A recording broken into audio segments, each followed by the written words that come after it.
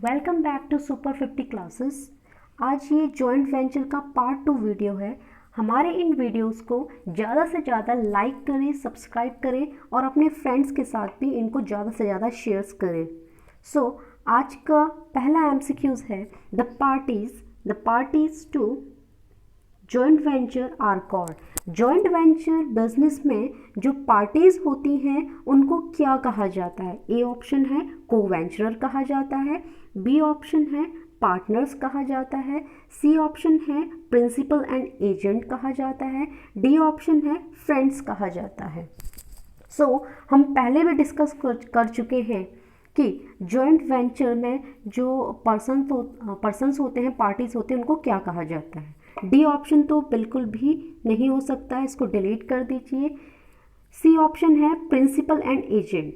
अगर आपने हमारे वीडियोस का कंसाइनमेंट वाला टॉपिक पढ़ा है तो आपको बताया गया था कि कंसाइनमेंट में जो कंसाइनमेंट बिजनेस होता है उसमें जो पार्टनर्स होते हैं, जो ओनर होता है उसको प्रिंसिपल कहा जाता है और जो दूसरा पर्सन होता है जो गुड्स को सेल करने का काम करते हैं उसको एजेंट कहा जाता है। तो ये ऑप्शन भी नहीं हो सकता है।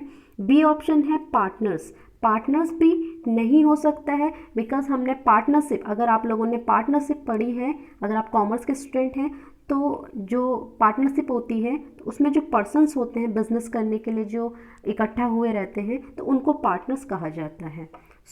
द राइट आंसर इज़ कि जो जॉइंट वेंचर बिजनेस होता है उसमें जो पार्टीज शामिल होती हैं बिजनेस को करने के लिए, दैट इज नोन एज को वेंचर्स कहा जाता है उनको।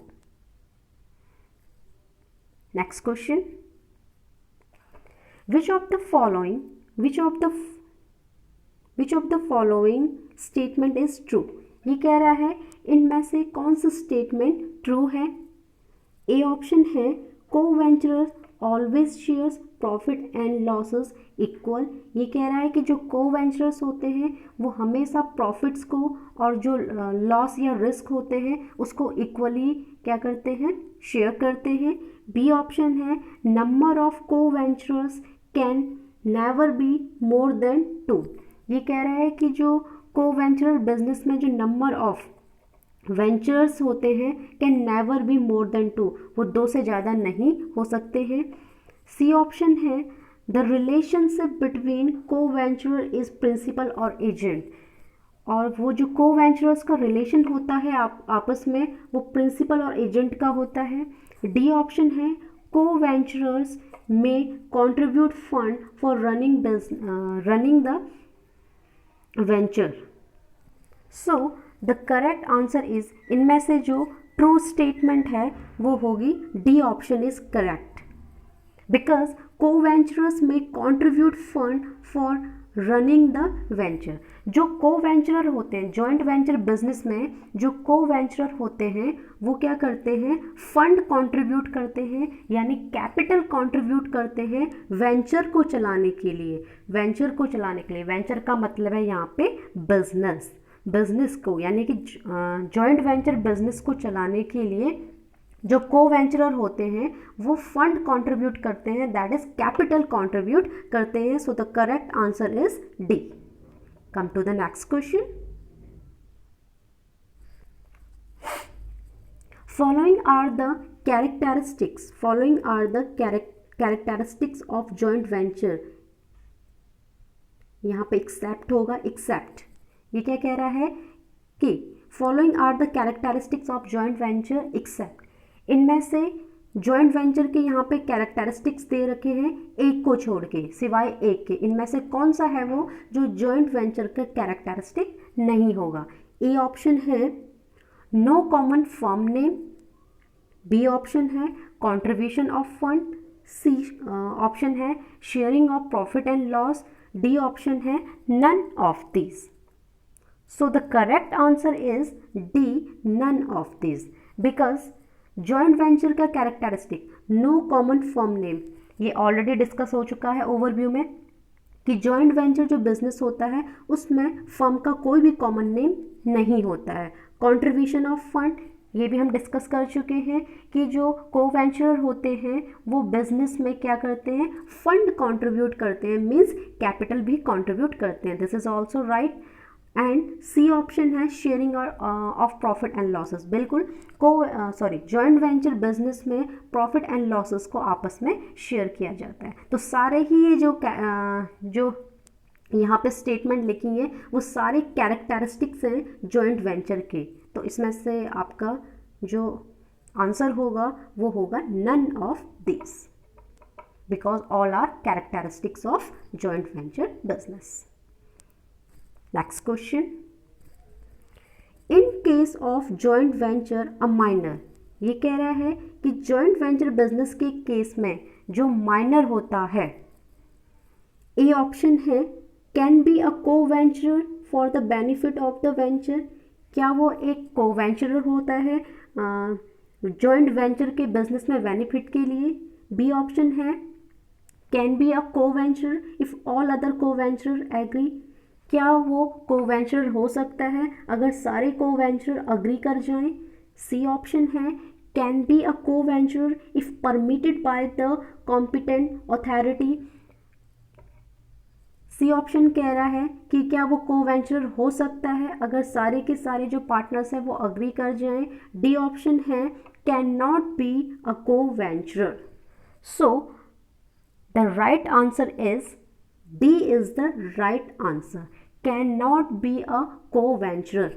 ये भी हम ओवरव्यू में डिस्कस कर चुके हैं पार्ट 1 में कि जॉइंट वेंचर बिजनेस में जो माइनर होता है कैन नॉट बी अ को वेंचरर, कभी भी माइनर क्या है किसी भी केस में यहाँ पे को वेंचरर नहीं बन सकता।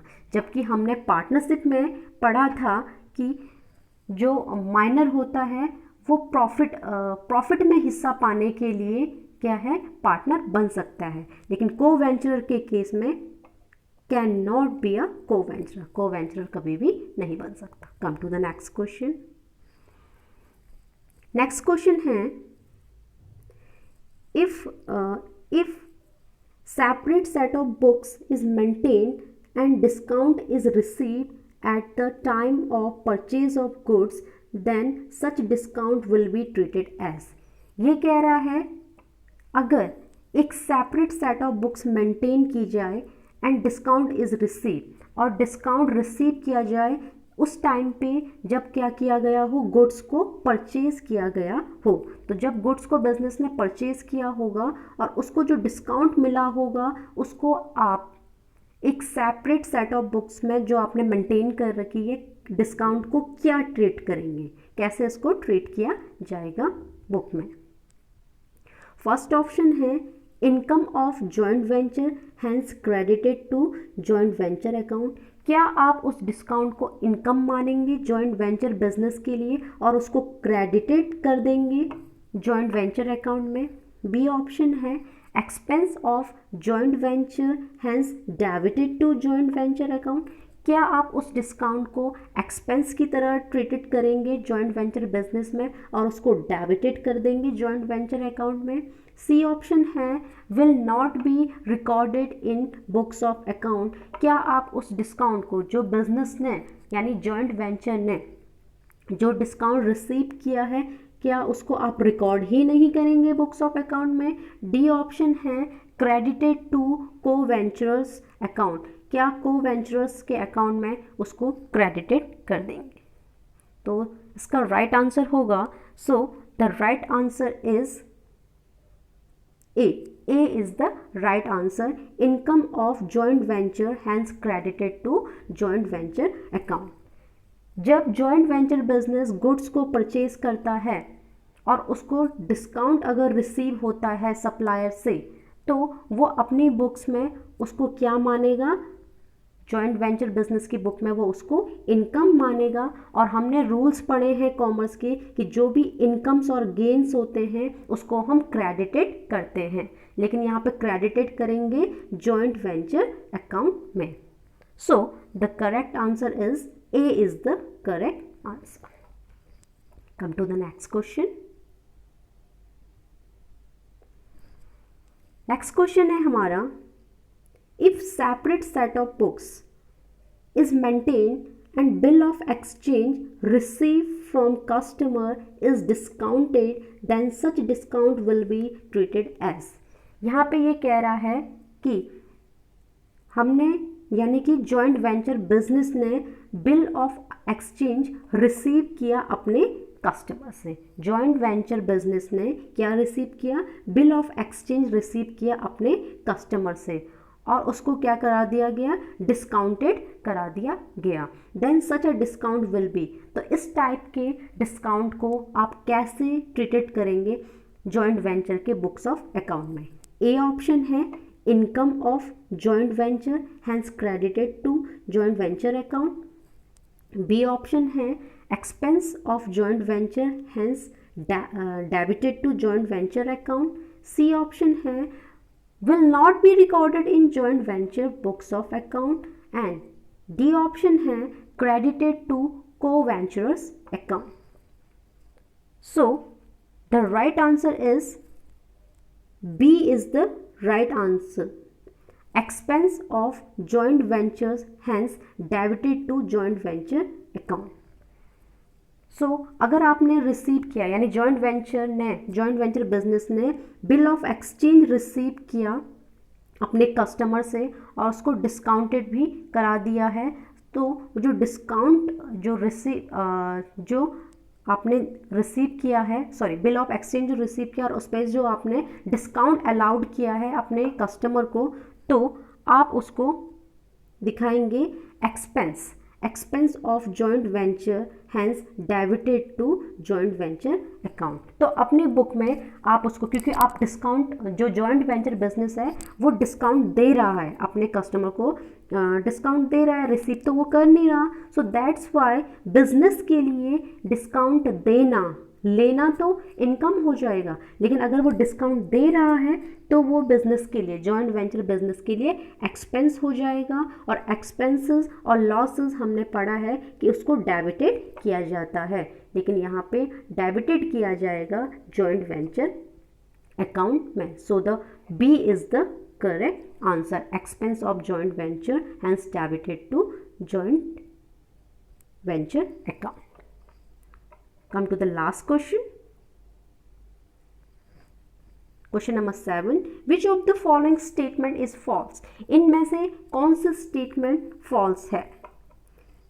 A option है joint venture is a joint venture is a going concern. B option है joint venture is terminal in nature.